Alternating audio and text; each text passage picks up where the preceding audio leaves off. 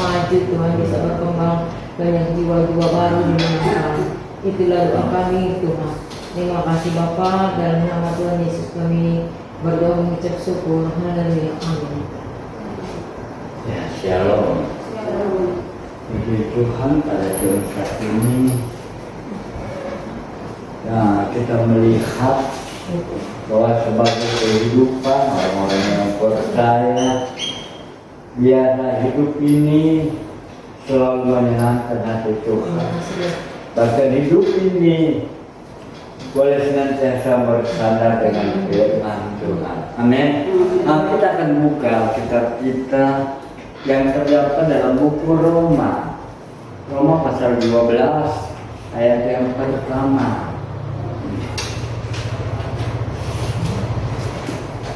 Saya akan bacakan di Roma pasal 12. Kalau kami perhatikan Ciane, terlebih kita yang akan mengambil keputusan. Saya akan bacakan Roma pasal 12 pertama, dikatakan, karena itu saudara-saudara, demi kemurahan Allah aku menasihatkan kamu supaya kamu mempersembahkan tubuhmu sebagai persembahan yang hidup, yang kudus dan yang berkenan kepada Allah. Itu adalah ibadahmu yang sejati. Saudara, kalau kita mulai berbicara tentang korban, seringkali kita mulai berpikir kalau begitu korban ini menjadi korban apa? Kita melihat, kalau bisa satu gambaran saya akan bayangkan bahwa rumah Allah yang dibangun waktu umat Israel keluar dari negeri Mesir itu panjangnya 100 hasta, lebarnya 50 hasta. Tetapi dalam bahasa yang mudah dimengerti, 1 hasta dianggap setengah meter. Kita nggak tahu, sebab memang tafsir Alkitab tetap kita berpedoman dengan firman Allah. Jadi tafsiran boleh ada, itu boleh kita pakai dan juga boleh kita tidak pakai. Tetapi firman Allah itu harus kita taati. Amin. Jadi itu sebabnya kalau kita dalam firman Allah dalam Alkitab ini yang sudah ditulis ribuan tahun sampai waktu zaman Tuhan Yesus, sudah ada ribuan tahun. Kitab ini dalam perjanjian lama. Perjanjian baru ditulis setelah Tuhan Yesus naik ke surga, bahkan sampai Rasul Paulus yang terakhir, yaitu tahun sekitar rata-rata 67 sampai tahun 70 dengan Alkitab, dengan kalender yang kita pergunakan. Kita melihat bahwa apakah itu persembahan korban bakaran itu adanya di halaman rumah Allah. Itu mesbah korban bakaran. Tetapi di dalam kemah, di dalam rumah itu, dalam tenda itu ada 2 ruangan. Ruang suci dengan ruang maha suci. Ruang suci 2/3 bagian dan 1/3 bagian itu adalah ruang maha suci. Di dalam ruang suci ada kekedian. Tetapi di dalam ruang maha suci ada tabut perjanjian, yaitu dikawin dengan kerubian malaikat yang bersayap 6. Dan di dalam tabut perjanjian ada 2 loh hukum. Ada 2 buah hukum yang ditulis oleh tangan Musa, bukan ditulis tangan Allah. Yang ditulis tangan Allah dihancurkan oleh Musa. Waktu mereka melihat mereka turun, waktu Musa turun, ternyata mereka sedang bersukaria dengan patung lembu emas. Kita tahu nanti kerjanya. Itu lembu emas. Jadi sebabnya Musa marah, dihancurkan, dan dia naik lagi, dan dia yang menulis, disuruh oleh Allah. Musa menulis. Dan itu juga ada mana dan juga tongkat harum yang berbunga di dalam tabut perjanjian. Lalu ada mezbah unjukan. Mezbah unjukan itu adalah mezbah ada roti 6 buah di kiri dan 6 buah di kanan, untuk menunjukkan bahwa inilah Tuhan memberikan perjanjian ke-12 suku bangsa Israel. Dan di dalamnya lagi ada itu mezbah ukupan, sama-sama menggunakan api, sama-sama dia pakai api, tetapi bukan mezbah korban bakaran. Tetapi itu adalah wangi-wangi yang rempah-rempah yang dicampur supaya ada aroma yang harum di dalam ruang bait Allah. Dan hanya di depan, yaitu antara pelataran dengan pintu kemah suci, di situ ada mezbah korban bakaran. Dan kalau mezbah korban bakaran ini ada, lalu setelah ada mezbah korban bakaran, ada kolam pembasuhan. Kolam pembasuhan ini terbuat dari tembaga yang bisa berpantul. Itu sebabnya imam kalau sudah diambil korban bakaran, dia akan melihat mukanya sendiri dalam kolam basuhan, baru dia masuk ke dalam memastikan barang-barang di dalam dia mendarat. Dan korban bakaran di depan itu bukan korban penghapus dosa. Sebab korban penghapus dosa, dia akan disembeli, lembu atau sapi yang disembeli, darahnya diambil, dan itu tidak dibakar di mezbah korban bakaran, tetapi dibawa keluar, jauh keluar perkemahan orang Israel. Di situ dah habis dibakar. Lalu apa sangkut paut dengan kehidupan kita? Kalau Rasul Paulus berkata kamu jadi persembahan yang hidup, persembahan yang kudus, persembahan yang bagaimana?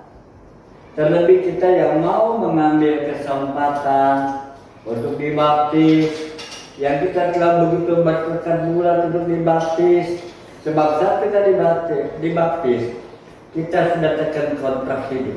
Amin. Kita tekan kontrak hidup bahwa kita adalah anak Tuhan. Dan waktu kita mau tekan kontrak hidup, kita perlu ada beberapa larangan-larangan, ada beberapa yang perlu kita patuhi. Kita akan membaca di dalam Ibrani pasal yang ke-13.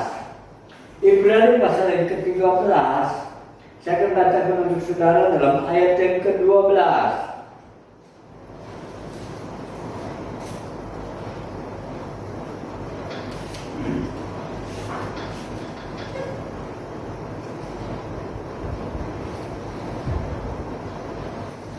Mulai dari ke-10 saya bacakan Ibrani pasal 13 ayat 10 sampai ayat yang ke-12. Kita mempunyai satu mezbah, dan orang-orang yang boleh di kemah tidak boleh makan dari apa yang di dalamnya, karena tubuh binatang-binatang yang darahnya dibawa masuk ke tempat kudus oleh imam besar sebagai korban penghapus dosa dibakar di luar perkemahan. Itu jugalah sebabnya Yesus telah menderita di luar pintu gerbang untuk menguduskan umatnya dengan darahnya sendiri. Jadi Yesus matinya seperti cara hukum Taurat. Mulai dari Yerusalem, darahnya sudah boleh tercucur dalam kota Yerusalem. Saat itu ditaruhkan mahkota duri, darah sudah mulai bercucuran, sehingga dalam perjalanan badannya penuh dengan segala luka. Tetapi dia jadi korban, dibakar dengan segala kemarahan manusia, dibakar dengan segala amalannya manusia, dia ada di luar Yerusalem. Dia jadi Samson di sana. Dia tidak mati di dalam Yerusalem sesuai pada hukum Taurat. Dan itulah hukum Taurat berlaku, dan pada saat Yesus mati tidak ada lagi perantara. Imam nggak datang untuk mengambil darahnya, memercikan semua perabotan di dalam rumah Allah. Dan tirainya terbelah menjadi dua. Dan kenapa Yesus mati? Dia tidak memakai jubah. Dia pakai kain kadas. Kenapa? Bukan menjadi persara itu sudah dibuatkan di dalam perjanjian lama bahwa jubahnya itu diperebutkan oleh para tentara. Jubahnya itu diperebutkan oleh para tentara. Tetapi sesuai firman Tuhan, dia tidak akan jadi sobek dan dia tidak bisa dibagi-bagi. Dan dia mau dibagi-bagi, barangkali tentaranya 10 orang dibagi 10. Sehingga akhirnya mereka membuang undi siapa yang berhak menerima jubah itu. Jadi itu sebabnya jubah ini itu diundi sehingga hanya satu orang yang menerima dan dia tidak. Dan dia mati di sana. Dan setelah dia mati, dia tidak membawa dirinya ke dalam mezbah korban bakaran. Itu tidak boleh. Yang dibawa ke mezbah korban bakaran adalah korban, bukan korban penghapus dosa, tetapi korban-korban sukacita, korban-korban sembelihan yang benar-benar untuk membuat korban yang untuk memuliakan Allah. Tapi korban penghapus dosa dia tidak dibakar di situ. Lalu bagaimana dengan kehidupan kita? Di dalam segala setiap kehidupan kita ini, maka kita tahu bahwa kalau Yesus memberi contoh apa yang dikatakan dalam Ibrani pasal ke-13, di situ berkata, karena itu marilah kita pergi kepadanya di luar perkemahan dan menanggung kehinaannya. Marilah kita pergi keluar perkemahan.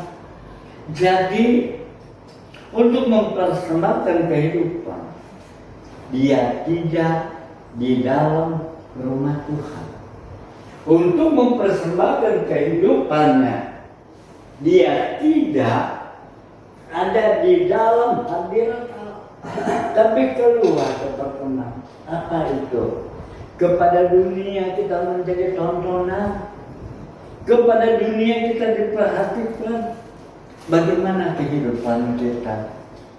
Kalau dahulu kehidupan kita, suka begini begitu, yang merugikan orang lain. Saatnya sekarang kita tidak merugikan orang lain. Amin. Kalau dahulu suka membicarakan sesuatu hal yang belum tentu kebenarannya, yang belum pasti kebenarannya itu, tapi suka diceritakan dan ditambah-tambah. Tetapi setelah kita mengikut Tuhan, kita kunci mulut itu untuk membicarakan hal-hal yang tidak sesuai. Amin. Hidup ini harus kita lakukan. Kita menjadi tontonan orang banyak. Kita diperhatikan. Jadi bagaimana kita harus hidup? Selalu memuji, memuliakan Tuhan. Selalu mengagungkan Dia.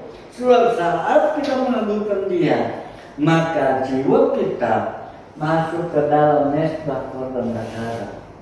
Itulah korban wewangian buat Tuhan. Itulah korban sukacita. Dan itulah korban yang Tuhan inginkan dalam kehidupan kita. Bukan kehidupan kita dikorbankan di mezbah korban bakaran, tetapi kehidupan kita ditonton oleh dunia. Kita melihat kehidupan kita saat ini, apa yang dapat kita lakukan. Kita mungkin nggak bisa berbuat banyak, Tapi mari kita belajar sebagai orang-orang yang percaya, sebagai orang-orang yang bersandar, kita belajar menjaga jejak kita. Kita belajar meninggalkan sifat-sifat kita yang lama. Sebab sifat-sifat yang lama tidak membawa kita kepada kebenaran. Sifat-sifat kita yang lama tidak akan membawa kita ke dalam kerajaan surga. Jadi itu sebabnya sebagaimana dalam 2 Korintus, jadi siapa yang ada di dalam Kristus, ia adalah ciptaan baru. Yang lama sudah berlalu. Yang lama itu sudah dibuang jauh-jauh. Sesungguhnya yang baru sudah datang.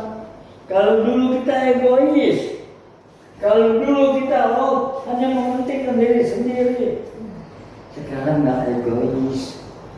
Kita nggak perlu lagi simpan hal-hal yang tidak membawa kita kepada kebenaran yang semu, tapi kita belajar pada kebenaran. Sudah memang sakit untuk ini kepada Tuhan. Bahkan tadi kami sudah bicara, saya belum bisa mau ke gereja. Kenapa? Sebab saya darah panas. Saya bilang semua juga berdosa.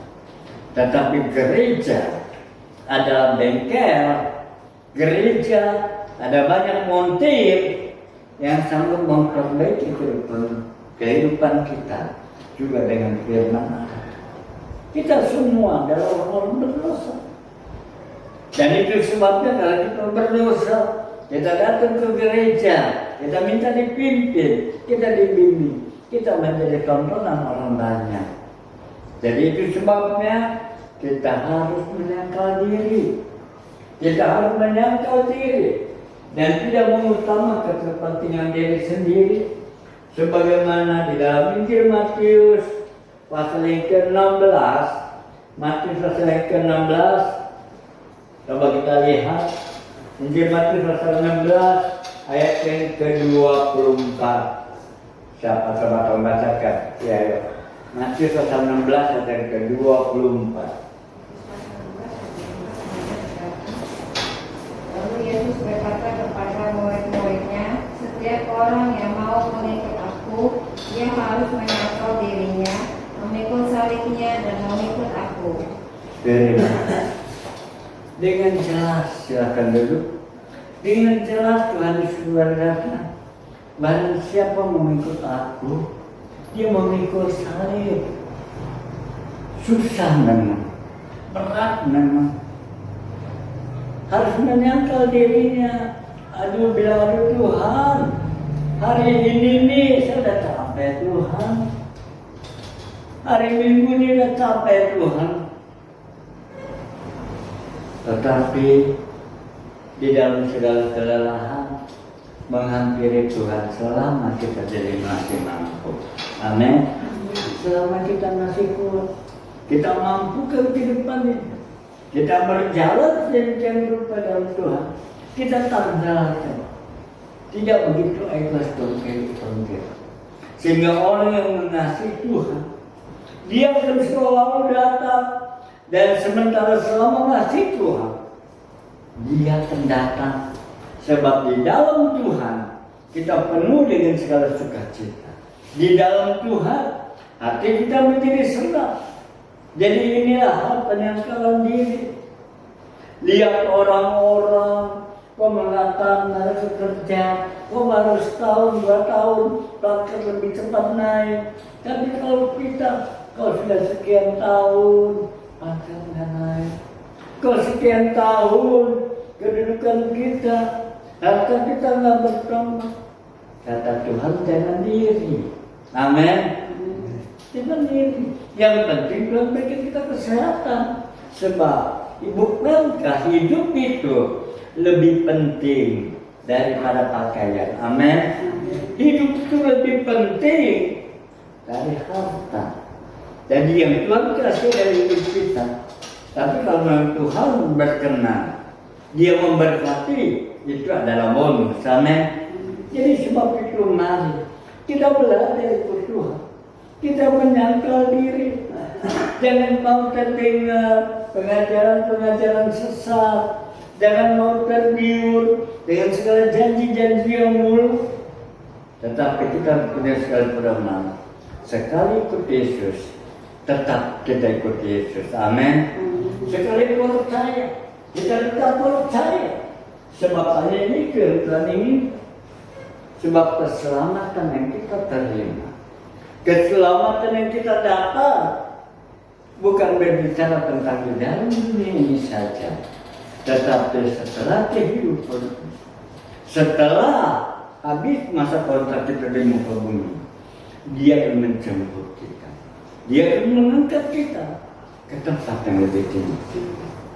Sebagaimana seorang penjahat, waktu dia disalib, seorang berkata, Yesus, kalau Engkau anak Allah, Tuhan, Rabi, kalau Engkau anak Allah, selamatkan dirimu dan juga selamatkan kami.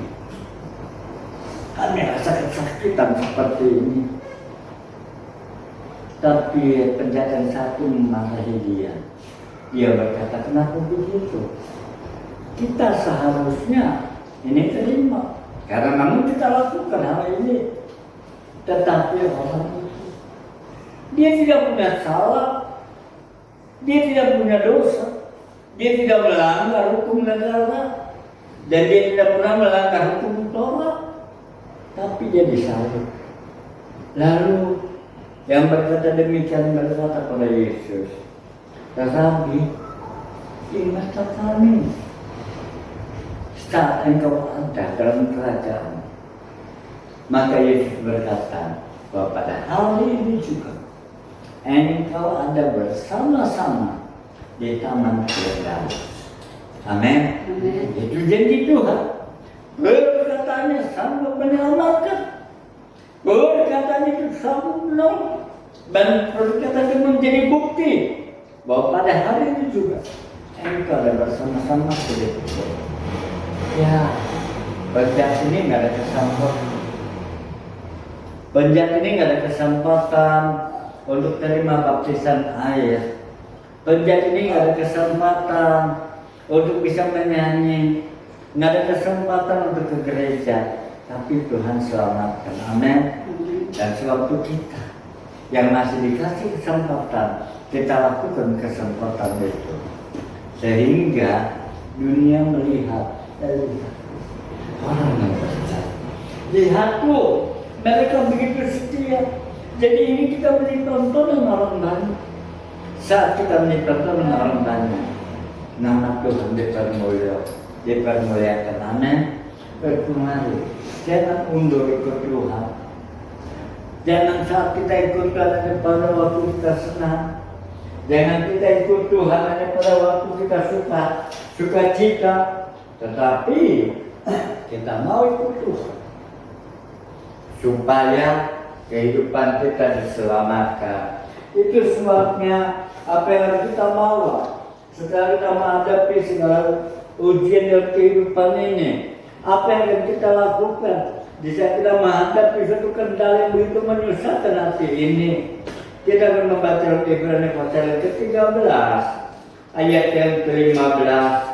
Maka di situ berkata, sebab itu marilah kita oleh Dia senantiasa mempersembahkan korban syukur kepada Allah, yaitu ucapan bibir yang memuliakan namanya. Ucap syukur kepada Allah dengan korban bibir. Kita sudah menderita, kita sudah begitu susah. Saya akan bilang Tuhan, nggak sanggup lagi dari Tuhan untuk mengiring kepada Yesus. Kami nggak mampu Tuhan, tetapi karena kasih-Mu, karena pertolongan-Mu, kami boleh dimampukan. Itulah sebabnya ucapan bibir ini dilantunkan dengan puji-pujian, sehingga kita masuk ke dalam korban syukur di hadapan Allah. Amin. Inilah korban syukur persembahan. Korban syukur yang dibakar hati yang hancur, hati yang lemah, semua kita boleh dikerjakan, semua kita boleh dimampukan. Dan kita tahu dunia ini bukan suatu hal yang menyenangkan. Ada pujian berkata begini, dunia ini bukan firdaus, dunia ini bukan firdaus, hanya di kaki Tuhanku, di situ hatiku teduh.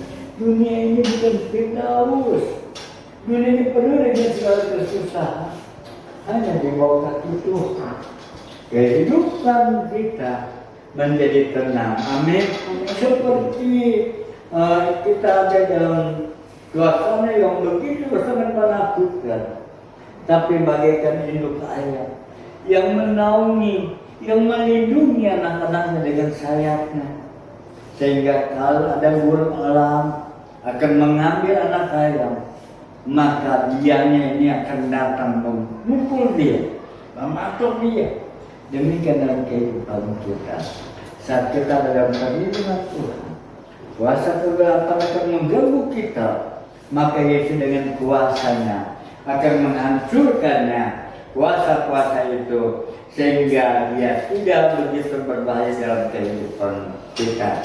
Sebab itu dalam Filipi pasal yang kedua ayat yang ke-15 berkata, supaya kamu tiada beraib dan tiada bernoda sebagai anak-anak Allah yang tidak bercela di tengah-tengah angkatan yang bengkok hatinya dan yang sesat ini, sehingga kamu bercahaya di antara mereka seperti bintang-bintang di dunia. Amin. Kita percaya. Sebab itu jangan lagi pada waktu kesukaran. Saya beberapa waktu yang lalu di Facebook saya ada seorang pendeta komen begini, bolehkah seseorang pergi ke gereja? Bolehkah seorang pindah ke gereja? Lalu, boleh kau pindah ke gereja kalau gereja itu sudah ditutup? Ya benar juga. Kalau gereja tutup, ya tentu kita akan pindah ke gereja. Kalau dia pindah ke gereja, boleh. Kalau gereja itu tertutup, bolehkah kamu pindah gereja? Boleh. Saat tidak ada lagi ibadah dalam gereja. Ya bagaimana kita ibadah? Kalau gereja itu nggak ada ibadahnya, boleh. Tetapi bagaimana kalau gereja itu ada masalah? Bolehkah kita pindah? Disitulah kita dituntut berdoa untuk memecahkan setiap permasalahan. Amin. Saudara dan saya, kita dituntut untuk berdoa. Saudara dan saya, kita dituntut untuk mengatasi setiap permasalahan. Kita dituntut untuk memajukan pekerjaan Tuhan, sehingga banyak jiwa boleh datang dan menerima keselamatan. Saudara, kehidupan kita ini jangan sia-siakan. Kehidupan kita ini kita boleh lakukan seturut dengan firman Allah. Sebab hanya dengan firman Allah kehidupan kita terarah. Kita akan duduk kepala. Terima kasih Bapak. Terima kasih Tuhan. Jika pada saat ini Bapak, firman-Mu mengajar ke depan kami boleh mempersembahkan kehidupan ini. Dan kami tahu saat kami mempersembahkan kehidupan ini, kami bukan masuk ke dalam korban bakaran, tetapi kami dibawa untuk dibawa keluar. Dan kami mungkin dicaci, kami mungkin dimaki, atau mungkin kami disindir sampai Bapa. Tetapi Kau ingin jalan demikian, kami boleh dikuatkan, dan kamu boleh memampukan Bapa. Tuhan, karena kami tahu kehidupan kami tak berdaya, kekuatan kami tak berarti, tetapi dengan kuasa Tuhan kami boleh dipimpinnya, kami boleh dibimbingnya, sehingga kami boleh mampukan, kami boleh dikuatkannya untuk menghadapi segala persoalan. Mari ya Bapa, Tuhan tolong kami, Tuhan sertai kami semua Bapa, sehingga Tuhan terlebih Bapa pada tiada yang mengambil keputusan dan boleh pertemukan iman-iman percayanya. Tuhan boleh mampukan dia ya Bapa, sehingga boleh menjadi berkat dan nama Tuhan dipermuliakan. Bukan karena hidup yang sisa, bukan karena kehidupan ini yang sudah sisa, tetapi dalam segala kekuatannya boleh menjadi berkat bagi nama Tuhan.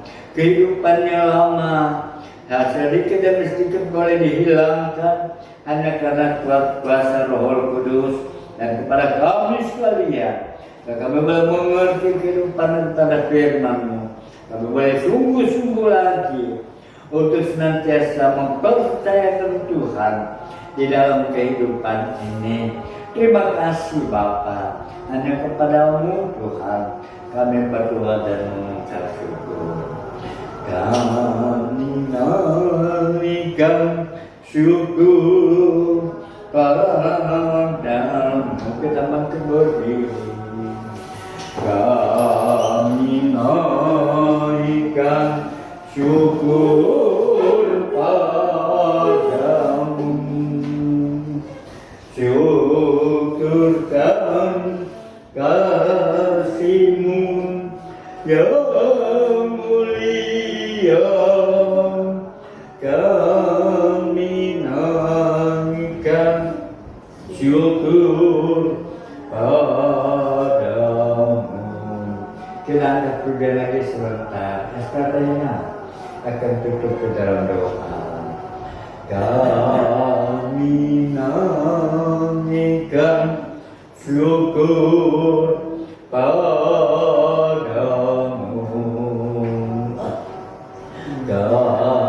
Kami naikkan syukur padamu. Syukurkan kasih-Mu yang mulia. Kami naikkan syukur padamu. Bapa di dalam kerajaan surga, Tuhan Yesus kami berdoa padamu. Terima kasih Bapa, mau sore hari ini Bapa lawan dalam kehidupan kami. Bagi dalam kehidupan kami, Terima kasih Bapa, kebaikan-Mu. Benar. Tuhan Yesus. Dan Oh. belum.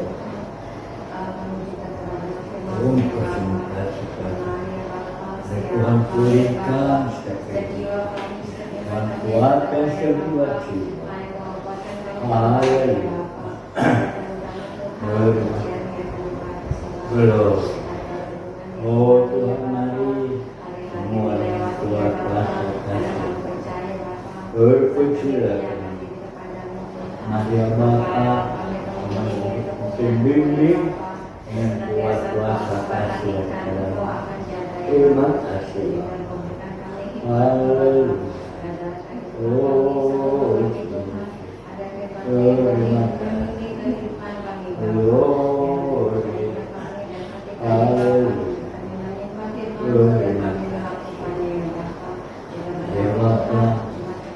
Oh, benar Tuhan, tolong berkecilan.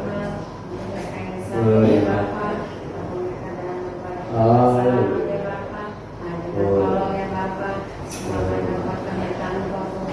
Benar.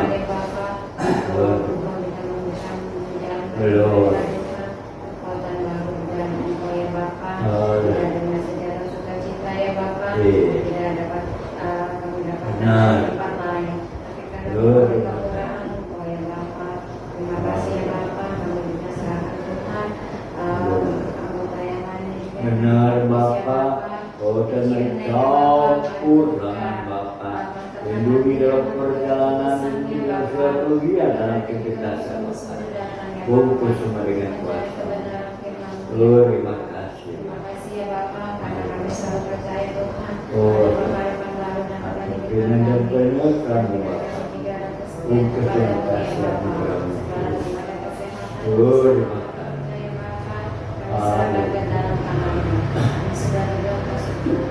Terima kasih Bapak. Dan mari Bapak dan serta seluruh anak-anak Bupati Kresat ini terdoakan dalam keadaan sakit dan lemah pada Bapak Kristus Tuhan sejauh dia pulihkan kesembuhannya, pulihkan kesehatannya Bapak, sehingga Tuhan dengan kuat kuasa kasih anugerah-Mu kesembuhan Allah berikan dengan begitu indahnya. Dan kami juga bagi anak-anak yang sakit daripada timur ini, bahkan juga yang lain yang tak ada kami sebut satu persatu. Dan kemari zaman dia berkati Bapa, berikan kesehatan daripadamu Bapa, sehingga segala pemulihan terjadi, kekuatan terjadi dari dalam nama Tuhan Yesus. Terima kasih Bapa. Mari Bapa sebentar kalau terberes dengan yang lain. Bertemu bersama dengan kuasa-Mu Bapa. Jauhkan kami dari segala mara bahaya. Jauhkan kami dari segala kuasa yang bukan daripada-Mu Bapa. Topang kami dengan kuat kuasa kasih-Mu Bapa. Dan biarlah Tuhan boleh pulang dan pimpinan dan